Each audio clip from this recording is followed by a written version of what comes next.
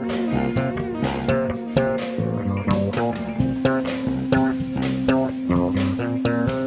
is going on, everybody? I'm Noah Kravitz, senior editor of PhoneDog.com. I always say Noah from PhoneDog.com, which is I am. I just wanted to try out the full title there. Senior editor. I'm Noah from PhoneDog.com. What's up? We're going to take a quick look at the current lineup of Verizon phones. There's so many phones out right now. It's early September 2009 as I'm filming this, because you might be watching this, in October or November or next year or whatever. So it's early September 2009. There's so many phones out right now, so many new phones coming out. It's the season, it's back to school time, moving into holiday shopping season here in the US. I'm not saying you should celebrate your holidays by buying stuff. I'm just saying it's a big shopping season. And so, at PhoneDog, we're here to try to help you make sense of the world of cell phones, all the phones that are out. Give our take on them, show you how they work and everything. Remember, just because I like it doesn't mean you're going to like it, right? You might love a phone that I don't like so much, and that's fine. That's terrific. You have to think about what kind of phone you want, what you want it to do, how much you're willing to spend, not only on the phone, but also on the monthly plan, your minutes, your data, your messaging, all that stuff. And then also, what form factor you like. Do you like a slider? Do you like a flip? Do you like a touch screen, etc., etc.? And then also bear in mind that there's new stuff coming out. The BlackBerry Storm 2 should be coming out sometime in the next month or so. The LG Chocolate Touch should be coming out soon. There are rumors now that just came out about the, what's it called, the HTC Imagio, I think it's called, a Windows Mobile 6.5 phone that looks pretty interesting. So all kinds of stuff coming out. So, my best buying advice to you is just to hang tight if you can until at least, October, late October if you can, because there'll be a lot of stuff coming out between now and then, between now and Thanksgiving certainly. Anyway, enough out of me. Let's take a look. Everything we've got from the Twist to the Touch Pro 2 and in between. We've got most of Verizon's current lineup either here on hand or in the archives of video that we'll edit in here through the magic of video editing. So you can take a look at pretty much everything on Verizon's menu right now. We'll go through them real quick, just give you kind of, little bits. I've talked enough. Here we go. Let's look at the phones. All right, so here you go in full glory. Most of Verizon's current lineup. Again, it's mid-September 2009. And some new stuff coming out soon. Let's go through these real quick. First off, the Escapade. It's a low-end flip phone. It's actually, some people still like flip phones. I mean, some people like flip phones. Some people don't need, we do a lot of coverage on PhoneDog of the high-end market, the smartphone market. I said that a bunch of times already. But the low-end market still accounts for a huge chunk of phone sales. And the Escapade only had it for a little bit, but so far it's tested pretty well. You can see a little smudge magnet, but it's tested pretty well. For voice quality, it's a global roaming phone, so you can take it abroad and use it with Verizon's partnership with Vodafone overseas if you're not in the US. Big buttons, easy to use, 2 megapixel candle, pretty basic camera, pretty basic, pretty low cost, so there you go. We don't have every Verizon phone on hand, so here's a list of some other low-end Verizon phones that are worth a look if you're shopping. We'll move now to the messaging phones, and we'll go right to left here. Nokia Twist, interesting device.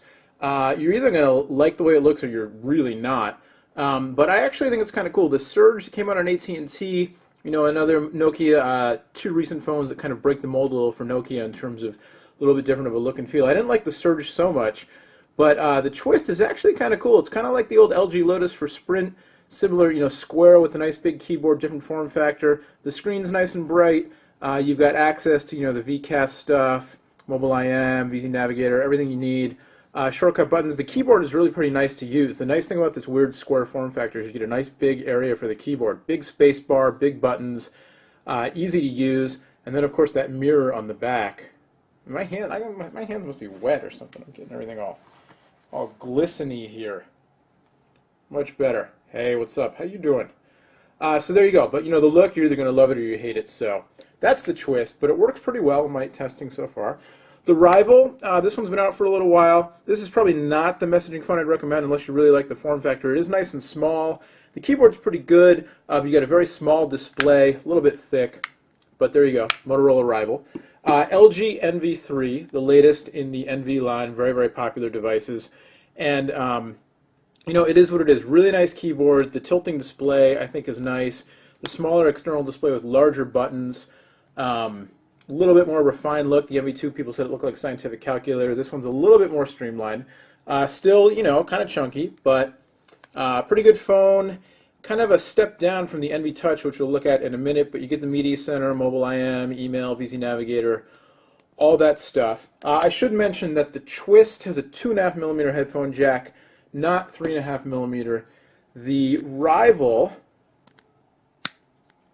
you've got a standard 3.5mm headphone jack, makes it a little bit more useful as a music phone. Of course, you can always go stereo Bluetooth. I don't personally like stereo Bluetooth that much. I prefer plugging the cord right in. The MV3, 2.5mm headphone jack. So if you're looking for a messaging phone to use for music as well, that actually is something in favor of the Rival, even though I just said it's not my favorite of the bunch. And then you step up to the higher end messaging devices, and kind of two really very similar devices going head to head here. The Samsung Rogue on the left and the LG Envy Touch on the right. The Envy Touch, kind of the successor to the Voyager, but they can't use the Voyager name anymore because of trademark infringement problems. And the big difference between these phones, they're actually quite similar, I think, in terms of, you know, functionality and everything. But the big difference is the form factor. The Rogue, you've got the side slider with the full touchscreen on the front, and then your keyboard underneath. The Envy Touch, you've got this kind of unique form factor with a full touchscreen on the outside, and then you open it up, and you've got a second display on the inside with your QWERTY board. So the Envy Touch, a little bit bigger. You can see it's a little bit longer. Thickness, a little bit, they're about the same actually in terms of thickness. My big complaint with the Envy Touch is you can't use the touch screen at the same time you're using the keyboard because the touch screen is on the outside. That being said, you've got 800 by 480 displays on the outside and the inside, which is pretty nice, and the keyboard is terrific. I think it's really easy to use, well spaced. You've got a big D-pad over there on the side. The Rogue I've had for less time, and the Envy Touch has tested well for me in terms of using it for voice calling, for messaging, for, you know, pretty much everything. Pretty nice web browser as well for a feature phone. Tab browsing, flash support, pretty nice. The Rogue just came out. It's got an AM OLED display on the outside, so very bright, although in direct sunlight you might have some problems, but generally pretty good. Kind of similar to the Impression that came out on AT&T a while back with the display technology and the side slider and everything. A little more compact. The keyboard generally pretty good. Both of these keyboards have a dedicated number row on the top, but then they put the space bar down here in the middle of the bottom row of letters, which is something that kind of annoys me a little bit, but, you know, not that big of a deal. You get used to it. The Rogue up here on top has sort of an embedded cursor key kind of thing. The Envy Touch has a full D-pad on the side there.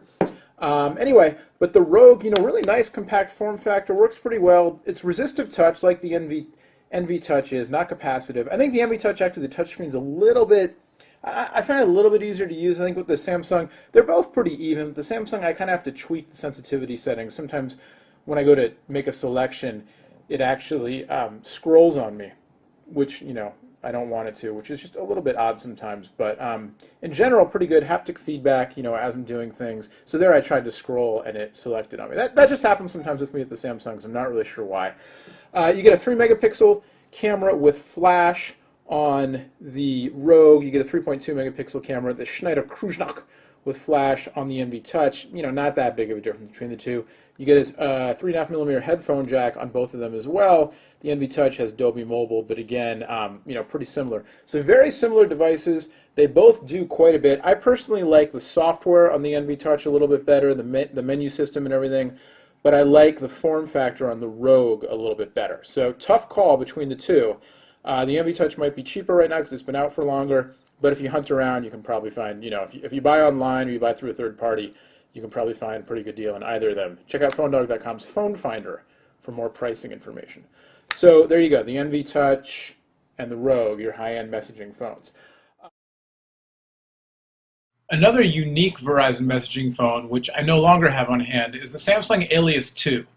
While I kind of like the first Alias better, basically because it was thinner, the Alias 2 retains the dual-hinged clamshell form factor and adds an e-ink display with changing labels. The labels of the buttons actually change depending on what mode you're using the phone in.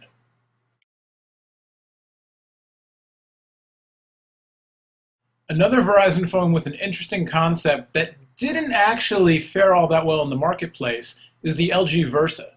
The Versa is a touchscreen phone with snap-on modules. So there's a full QWERTY board module and then a gamepad that has slide-out controls for gaming, just like on a console game. So you've got a D-pad and you've got buttons. Well, the idea was pretty cool that you can change from messaging mode to gaming mode and get the best of all worlds. Consumers didn't really seem to take to it.